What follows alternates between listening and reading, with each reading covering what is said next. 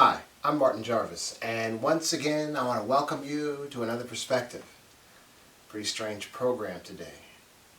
And this get up, right? I was getting ready to work out this morning, and I just felt pressed to put this little message together. I haven't even put anything together. I'm just talking now. I noticed, and I was sent a little video on one of the social media platforms recently, sort of mocking the Christian version, of Jesus and the birth of Jesus and all this stuff. And I don't think I personally took offense, but I didn't like it.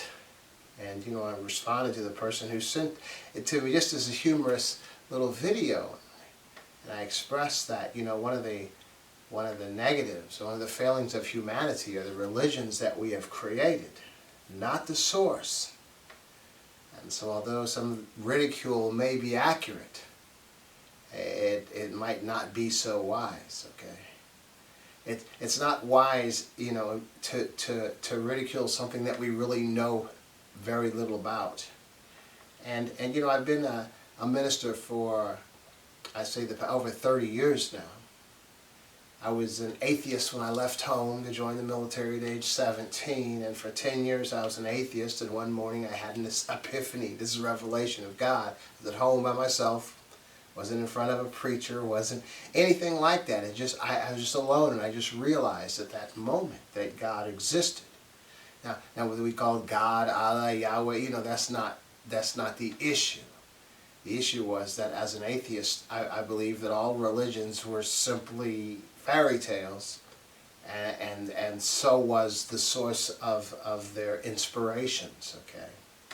And so that cold January morning, I just came to a place where, for me, I just realized that there was a source of our creation, and we have, over the thousands of years, created religions based on the culture, the environment, wherever the folks were, to justify and to interpret, to try to understand, the attributes of this creator and what the desires or expectations would be for our lives, hence the religions, okay?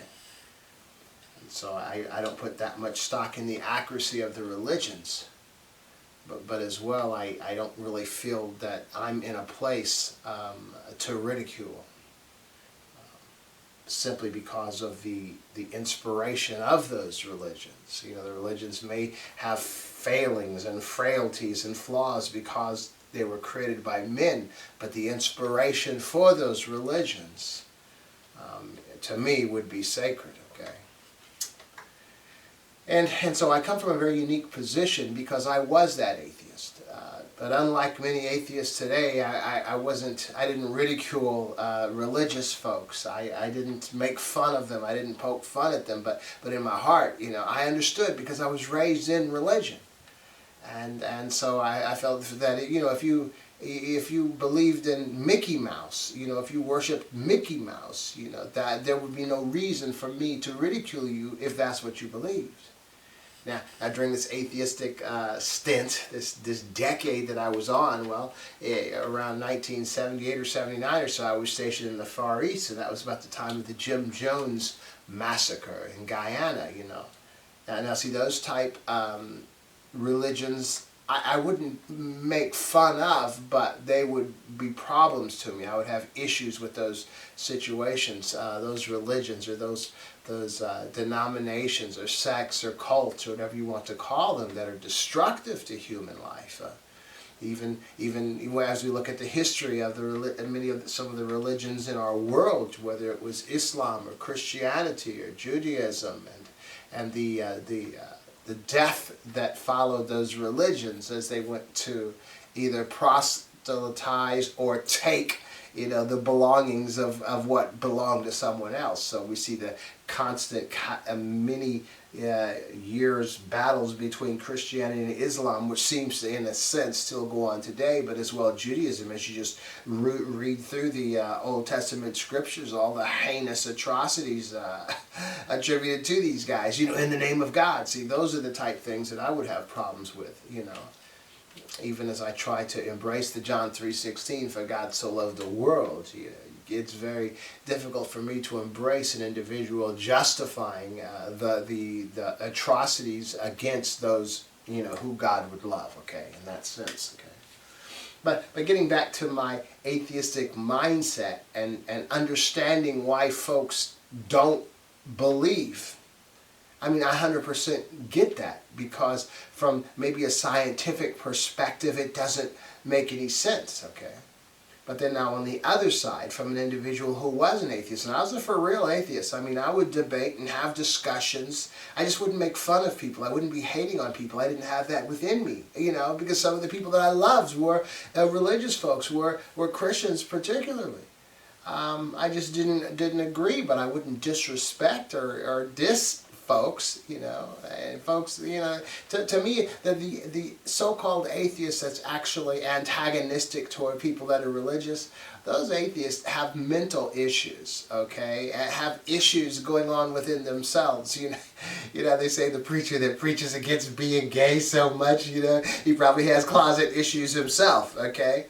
Well, by the same token, those so-called atheists that are so harsh, ragging on people that are religious, they probably have issues within themselves that they kind of believe in they have the inner battle, which is manifesting in a hostility toward people who are outwardly embracing what they are dealing with, inside their religious closet, okay? But anyway, so I do understand the scientific perspective, because I use those. I don't even want to say arguments, because I never really argued. I just talked about it. That can't be true, And there's too much logic that would point to the fact that. But that, come on now, that isn't really valid. And so this is where I'm coming from now. Even as I look at the religion, some of the stories that might seem unbelievable, like this was making fun of the conception of Jesus, and then the birth of Jesus, and the relationship that Mary had with Joseph, and how that might have been challenging.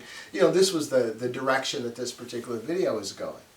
And so it was almost like mockery, making a profanity of that which many people hold sacred, and I think that that's wrong, okay, personally. And now that I'm on this side of it, so I wasn't offended myself personally. It just wasn't funny, okay? And even then from a scientific perspective, because, we want to be wise. And I think we've seen in the political arena for the past, decade and a half or so, all these folks acting like they're wise, acting like they know everything more than anyone else, and all this stuff, smarter than anyone else, and all this, and you come on now, you're looking at him, and you're like, about the dumbest person that I've ever met, So when we try to explain that there can't be God scientifically, to me, from an atheist perspective of 10 years, a serious atheist, a logical atheist, that's really, because you can't scientifically prove it, it means nothing, okay? And so I want to make this thing clear, as I've been a minister for so many years, and when I came back into this reality of God, of course I reverted right back to the church that I came from, in my mind of what my belief system was. But as I walked this out, began to evolve and began to think about things, I just began to recognize there were some holes in the religions. But that doesn't create a hole in the source of the inspiration which created the religions, okay? And so that's where I walk, because I can look back on my life and I can look at situations that I didn't live a boring life, as I was an atheist. And there were some divine situations that I encountered that in retrospect I recognized that there was a hand that was like Adam Smith's invisible hand. There was an invisible hand that was guiding and protecting when I couldn't or shouldn't have been. And again, from the atheist perspective, I understand that's difficult to embrace, but I have to say that I was once you, and this is on the other side of that, To me, I think the best thing in the world was that I was an atheist for those 10 years, because it gave me a reality when I had this revelation of an entity, of the source of creation, that I was determined not to simply embrace the religion, although initially I did, because that's all I knew. But I decided to discover for myself the truth, and this was the path, and this has kept me at odds with many religious folks. Had kept me at odds with Christians, kept me at odds with Jews, kept me at odds with Muslims, and all, because I don't really embrace the religion. The religion does not trump humanity, okay? So if you can find some way to justify, atrocities to human beings, then to me, your religion is problematic, for me at least, okay? But as far as, how did that happen? Take the Jesus thing. How did an entity come and place the seed within the woman? And how unbelievable that seems, to us, right? Well, I have to say then, how unbelievable is it the natural way, okay?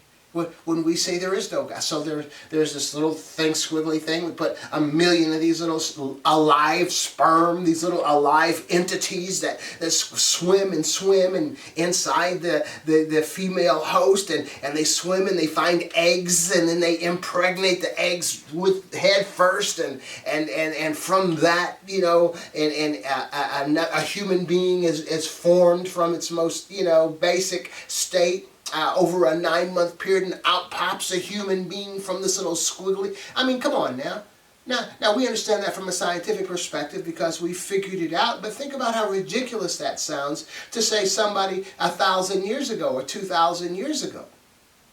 So the point is, just because something seems unbelievable now does not mean it didn't happen.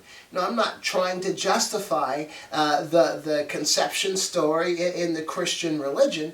I'm just saying, from a logical perspective and even from a scientific perspective, there is nothing that you could take off the board simply because you can't conceive it in your reality or your realm of reality that you exist in today.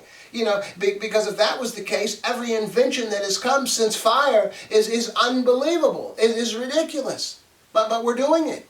We got guys right now trapped up in space. A guy and a good woman can't come down right now. They've been up in space for maybe a couple months or so. And they're going to come down. But the point is, who would have thought that was even possible, that they could be up there surviving like that, say 1,000 years ago or 2,000 years ago? That's impossible, even scientifically. Any of those guys, Galileo, Copernicus, any of those guys, who understood, the heavens and all, they wouldn't have believed that was possible scientifically. Come on now. So this is where I'm coming from as an ex-atheist. So from what I see, there is just too much order, in the midst of what would be chaos. For me, and this is not even trying to convince anyone, but I'm just saying that simply because scientifically you can't conceive it, because scientifically an individual can't prove it, does not mean it doesn't exist. I mean, where's oxygen? How are we breathing? What do we see? Nothing.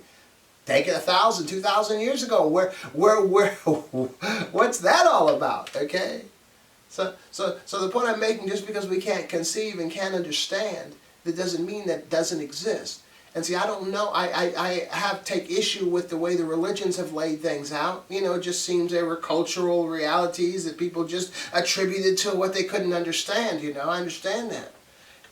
But again, it doesn't, that is the creation of the human being, would be the religions, not the source of our existence. And you might say, well, how can something have always been and always existed? I don't know, but in my mind, I'm thinking maybe in our particular reality of existence, Maybe if I take, say, a cracker and I put water on it and I put a bowl on it or something, and in a few days this green stuff is going to appear. Life, right? And it's going to grow and grow, and if I tend to it, and this is something the most basic, but other environmental things, we can create life like that. And say, well, so then I have a beginning. I was born from my mother. We have a beginning, but the reality is so this stuff that I just created has a beginning. It started with me. But from its perspective, I, the creator of it, from its environment, from its little biosphere thing going on, I always existed, okay? So I'm just saying, but the creation, that the such simplistic creation that was created at my hand, conceiving my birth or conceiving the genesis of my existence, it would be an issue. They wouldn't be able to conceive it. So from its perspective, I always was, okay? And so I just threw a scenario out there how we can, in our existence, have this, our source of creation, that from our limited ability to conceive outside of our environment, and when I say environment, I mean space, I mean the universe, I mean all of that, is that this entity, the creator, the source of our existence, always existed. From what has always existed would have to be within the confines of our reality, okay? So I'm just saying, and so I'm not even saying this is it.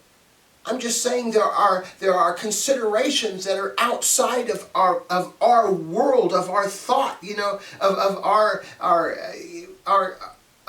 reality that we so desperately attempt to put our traits, our human traits, our reality on that which, well, there has to be a beginning, there has to be an end. Well, maybe so, but not from our perspective, not from our vantage point.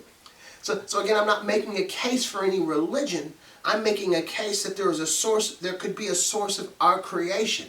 And so then, like the scientist, I have to look at my life, and you might call them coincidences, but there are things in my life that cannot be explained away as coincidence. But each of us personally, we have to decide this within ourselves. But what I'm suggesting today is don't just write stuff off, because that's what the religious folks do. You know, no, this is the creator, this is God, this is Allah, this is Yahweh. Well, what about this? Well, you know, let's just look at this. You know, no, a lot of times the so-called atheists or the so-called scientists are doing the same thing that the religious folks do. And their atheism and their science then becomes their religion, if willing to ignore this and simply embrace that. And believe that this is the truth because there is nothing else that has manifested itself before my eyes. That's not science. That's not reality. So I'm not making a case for any religion. I'm not really making I'm making the case for the possibility of the source of creation, that I'm suggesting just don't write it off because you don't have enough evidence to write it off. The lack of evidence isn't evidence. The lack of evidence is simply a lack of evidence. And so I'm not making this argument for any other reason, just to simply suggest, you know, why I didn't respond, you know, with a giggle or a chuckle when I saw that mockery, you know, of a particular religious story, because the story itself may have been created possibly by human beings and the religion even itself, but the inspiration may very well be real, and so I will not mock, even though there may be an inaccuracy in the story, in the religion. I am not going to mock that simply because its inspiration may be real, okay? And from my perspective, from my experience, the source of creation is real.